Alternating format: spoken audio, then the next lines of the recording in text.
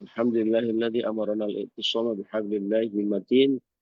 Salatu wassalamu ala sayyidil mursalin Muhammadin wa ala alihi wa ashabihi al-mujahidin at-tahirin. Subhanaka la ilma lana illa ma 'allamtana innaka antal alimul hakim. Rabbi ishrah li sadri wa yassir li amri wahlul 'uqdatam min lisani yafqahu qawli amma ba'd. Ridha wa li syafaati Rasulillah wa li kulli niyatin as-salihah al-Fatihah. A'udzu billahi minasyaitonir rajim. Bismillahirrahmanirrahim. Alhamdulillahi rabbil alamin arrahmanir rahim maliki yaumiddin.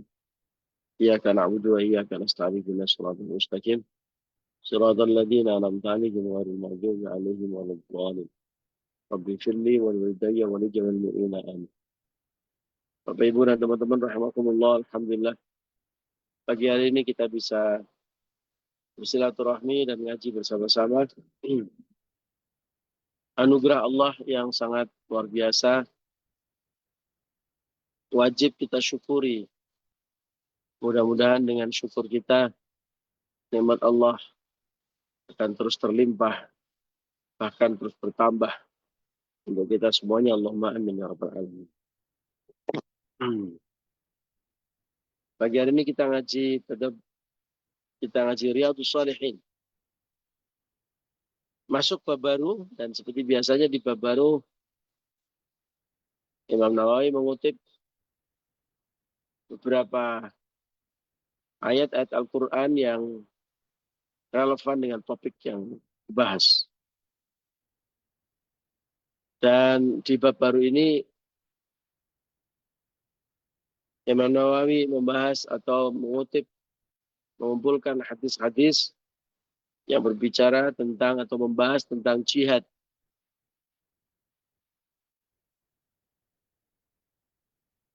Di bagian pertama, Imam Nawawi mengutip surat Al-Ankabut ayat 69.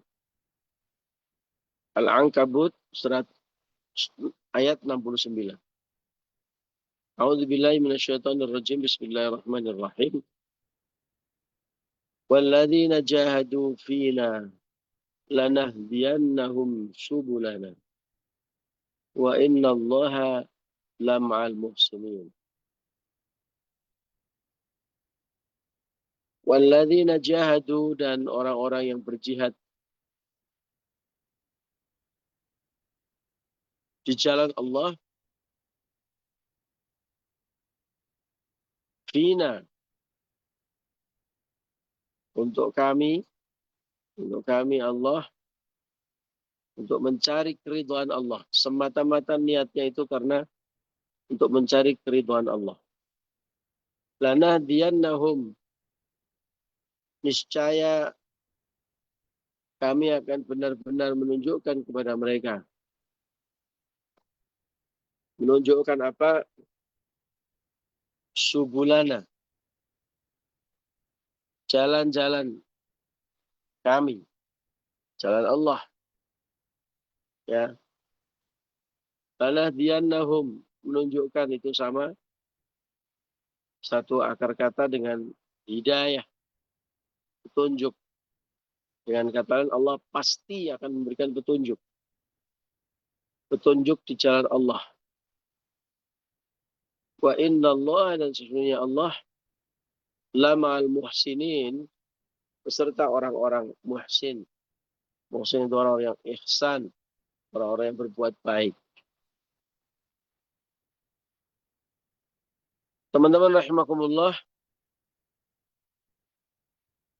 sebagaimana sering kita bahas dan kita diskusikan bahwa nikmat Allah yang paling mahal harganya adalah nikmat hidayah. Nikmat petunjuk.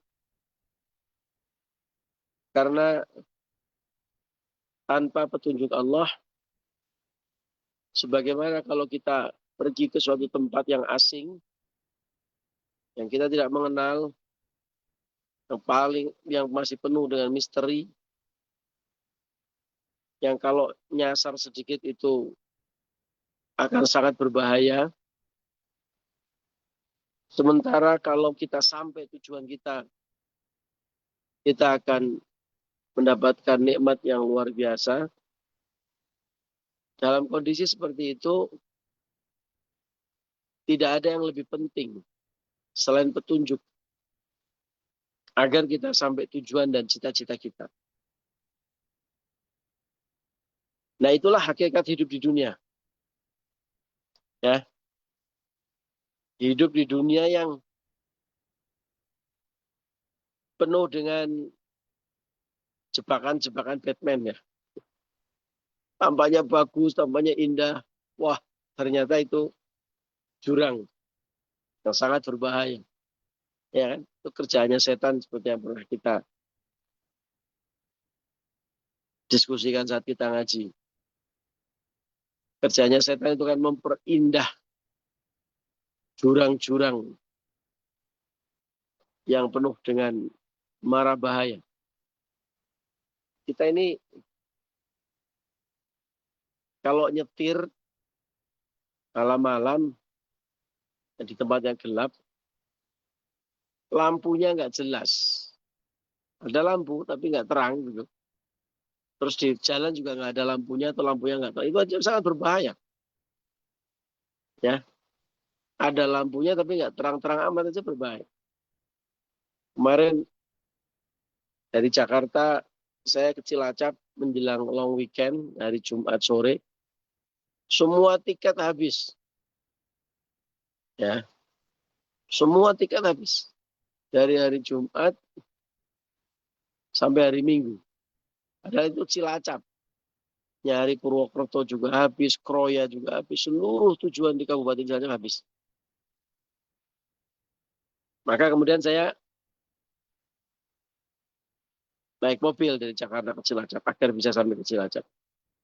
Itu di tol menjelang exit tol Indramayu ada lubang. Karena mobilnya pendek, kena lubang itu bannya pecah. Dan untung drivernya terampil begitu ya, alhamdulillah langsung mepet ke kiri. Bisa parkir di kiri jalan, di bahu jalan yang cukup aman, kemudian mengganti ban. Dan ternyata bersama dengan kita itu ada tidak kurang dari 12 mobil. Bayangkan, 12 mobil karena masuk di lubang yang sama. Kenapa? Karena nggak terang, jalannya gelap. Ya, bayangkan 12 mobil, itu kurang lebih jam setengah 12 malam. Hanya karena apa? Hanya karena nggak ada penerang di jalan itu. Ya, kalau orang Jawa masih beruntung, nah, selalu ada untungnya kan.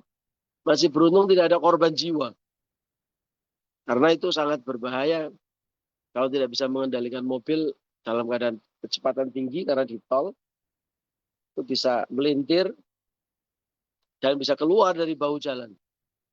Atau eh, kondisi mobilnya nggak stabil, oleng kanan, oleng kiri, bisa meleset dan kebalik mobil.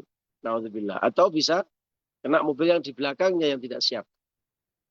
Ya, itu hanya gara-gara lubang kecil, nggak ada lampu.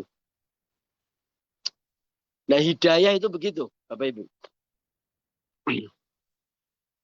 Dunia ini ibarat jalan itu yang tiba-tiba ada lubangnya, ya, tiba-tiba ada yang licin, tiba-tiba ada berbelok tajam, gitu.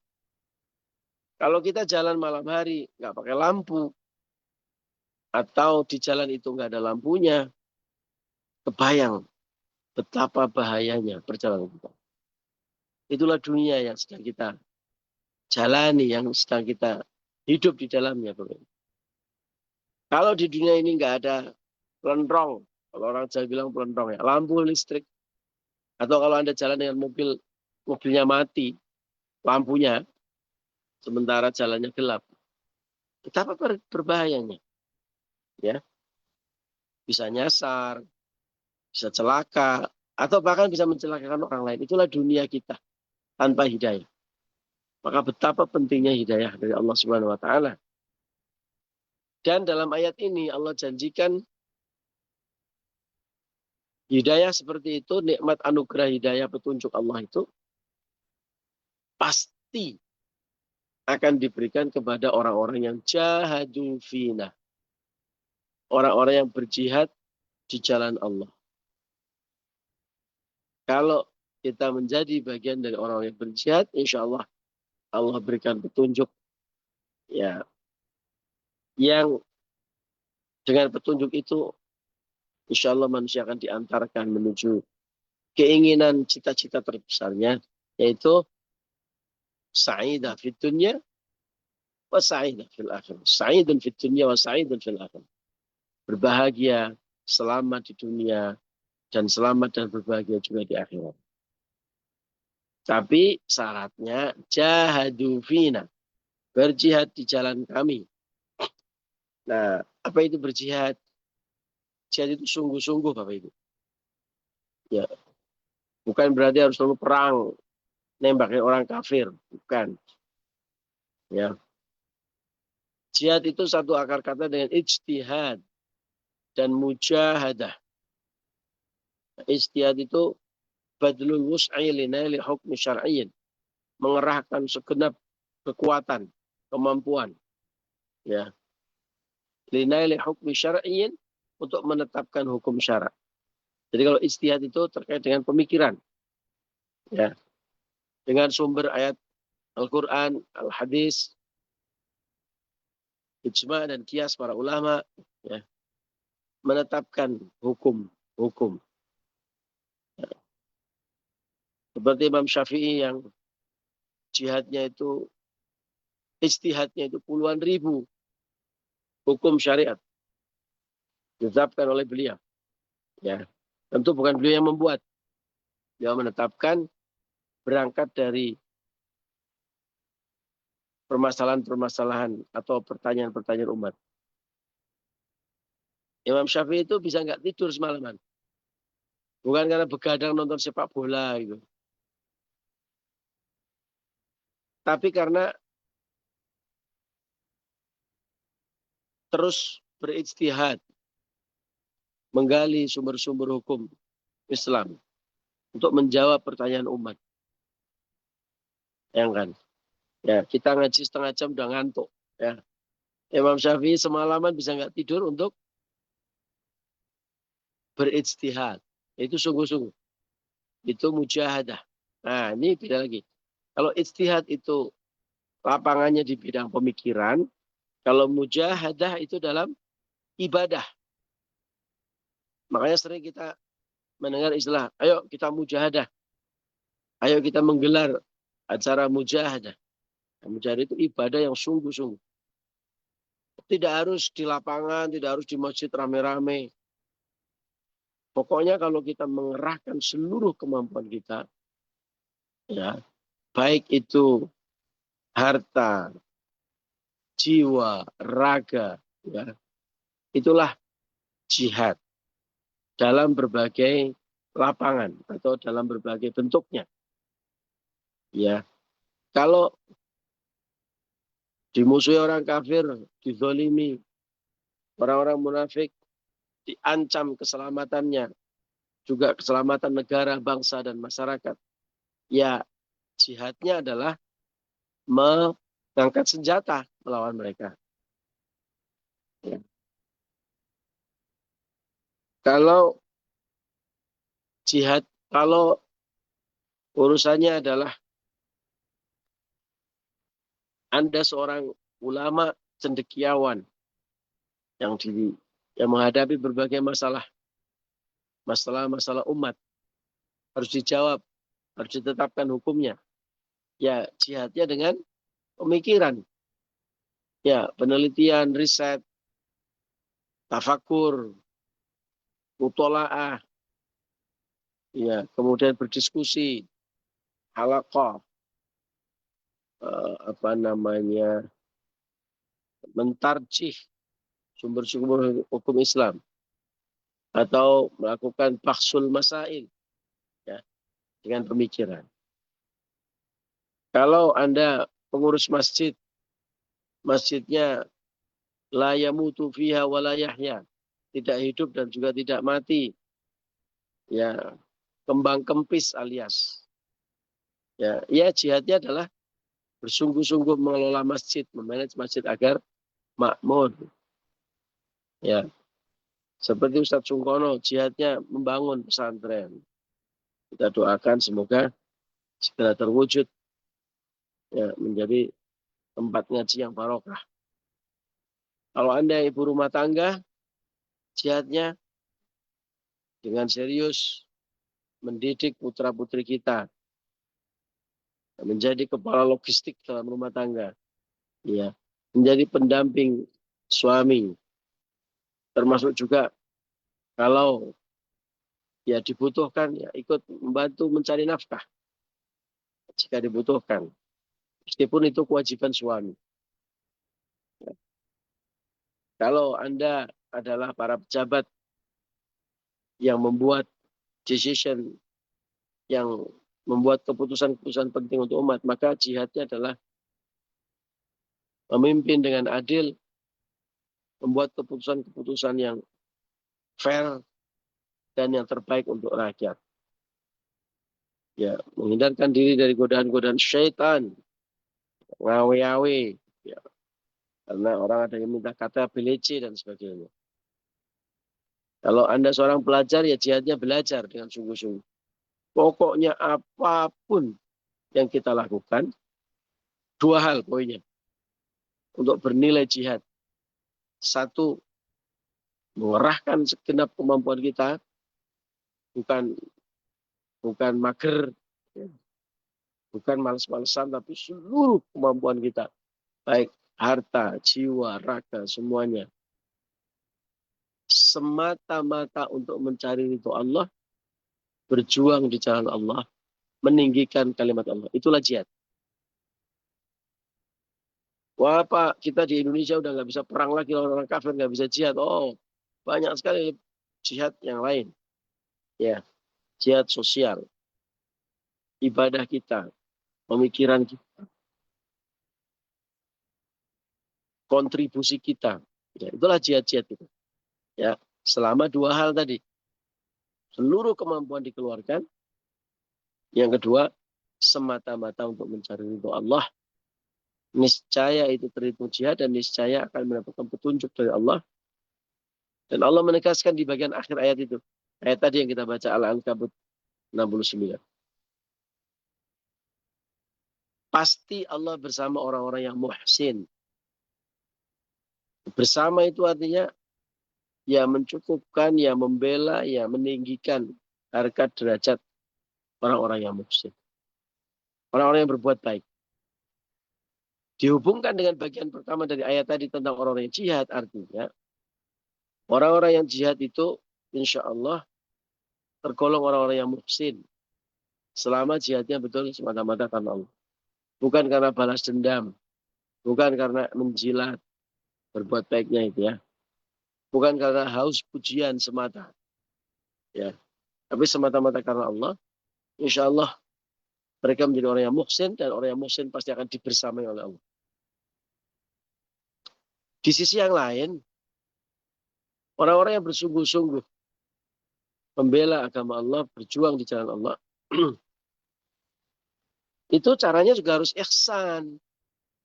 Dihitung jihad kalau caranya ihsan atau baik. Tujuan yang baik harus dicapai dengan cara yang baik. Bukan jihad, dikit-dikit angkat samurai, angkat senjata, bunuhin orang semua, kalau perlu dibom. Bukan begitu. Jihad itu pasti perlakuannya ihsan, baik. Ya, nggak mungkin jihad itu kemudian mengkhianati nilai-nilai universal manusia. Ya, sebagaimana contoh itu ngebom itu tadi. Bagaimana mungkin ngebom itu ibadah? Wong membunuh satu manusia sama dengan membunuh seluruh alam raya ini. Itu ditegaskan oleh Allah. Dan itu ditegaskan tidak disebutkan agamanya apa yang dibunuh. Pokoknya kalau ada orang membunuh satu nyawa, menghilangkan satu nyawa anak Adam, Itu sama dengan membunuh seluruh alam raya. Lalu bagaimana logikanya orang ngebom, membunuh orang yang nggak jelas, ratusan mati, harus meninggal dunia. Kan nggak logis. Pasti jihad itu ihsan, muhsin, ya tidak mengkhianati dan berseberangan dengan nilai-nilai humanisme universal atau nilai-nilai kemanusiaan universal. Bahkan dalam agama kita, orang mau perang itu diatur tidak boleh menebang pohon. Menebang pohon itu nggak boleh. Tidak boleh menyakiti anak-anak dan perempuan. Tidak boleh menyakiti orang yang sudah bertobat atau menyerah. Tidak boleh merusak bangunan. Tanaman aja dijaga. Apalagi manusia. Dalam keadaan perang loh itu Bapak Ibu. Maka tidak ada tempat di agama kita buat orang melakukan kemaksiatan, orang melakukan premanisme atas nama jihad. Bisa begini. Ya, jihad dengan tujuan yang baik harus dilakukan dengan cara yang baik. Insya Allah, muhsin dalam pekerjaan, muhsin dalam status, dan insya Allah muhsin juga di mata Allah, sehingga Allah akan selalu membersamai kita. Allahumma amin. Ya Rabbal Alamin. Demikian ngaji kita pagi hari ini. Mohon maaf atas segala kekurangan dan khilafan. Allahul muwaffiq ila aqwamit thoriq. Assalamualaikum warahmatullahi wabarakatuh.